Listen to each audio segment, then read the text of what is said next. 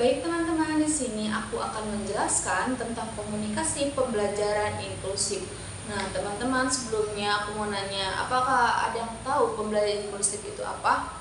Nah, pembelajaran inklusif adalah pendekatan pendidikan yang mengakomodasikan keberagaman peserta didik dalam satu lingkungan belajar yang sama. Nah, artinya semua siswa itu termasuk mereka yang memiliki kebutuhan khusus, perbedaan latar belakang, budaya, bahasa, ataupun kemampuan. Nah, mereka tetap diberikan kesempatan yang setara untuk belajar bersama dan berkembang secara optimal.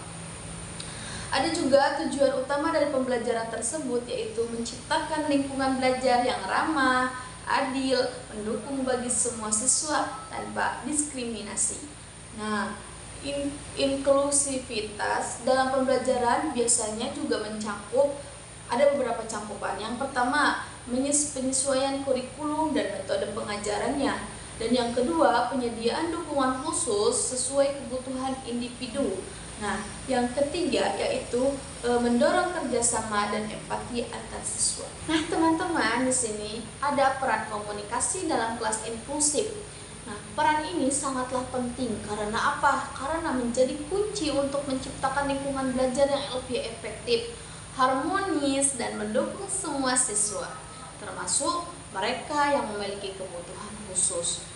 Nah, teman-teman, di sini ada juga beberapa peran utama dalam kelas inklusif.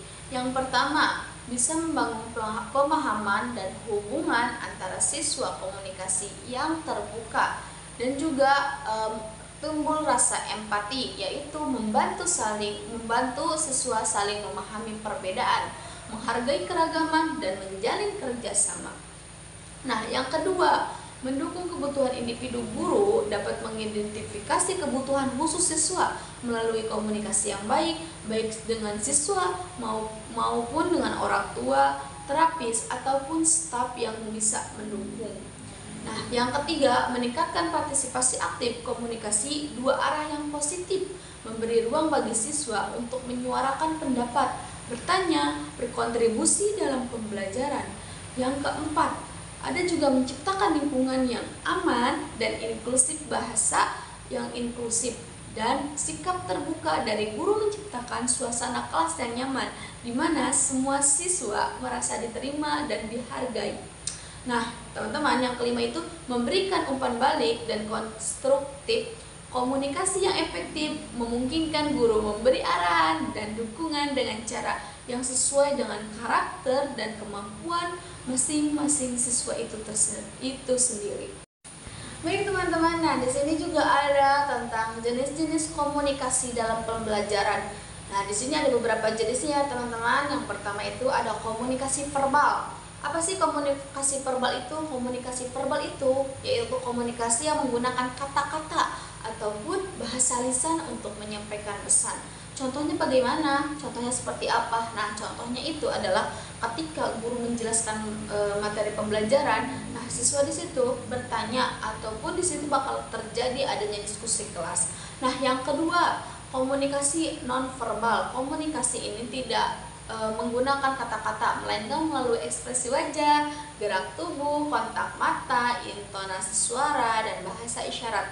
Komunikasi ini sangatlah penting, terutama bagi siswa yang memiliki kebutuhan seperti hambatan bicara dan pendengaran. Dan yang ketiga ada komunikasi visual. Di sini komunikasi media visual seperti gambar, grafik, warna, simbol, dan video itu untuk menyampaikan informasi yang sangat membantu siswa dengan gaya belajar visual atau kesulitan memahami penjelasan lisan dari seorang guru. Nah, yang keempat ada komunikasi tertulis. Komunikasi ini bisa disampaikan melalui teks seperti buku, catatan, instruksi tulis, dan pesan yang di papan tulis. Dalam kelas inklusif, komunikasi tertulis perlu disesuaikan agar mudah dipahami oleh semua siswa.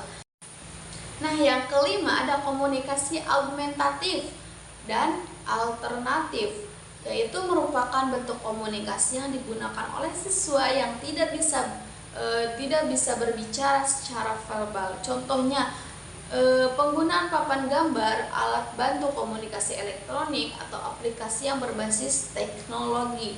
Nah, yang keenam yaitu komunikasi interpersonal. yaitu terjadi antara dua orang atau lebih seperti antara guru dan siswa atau antar siswa. Komunikasi ini membantu membangun hubungan sosial dan emosional yang positif di dalam kelas. Nah, yang ketujuh ada komunikasi intrapersonal, yaitu komunikasi yang terjadi dalam diri sendiri seperti berpikir, merenung, atau memahami diri sendiri. Guru dapat mendorong komunikasi ini dengan mengajak siswa melakukan refleksi atau menyelesaikan masalah secara mandiri.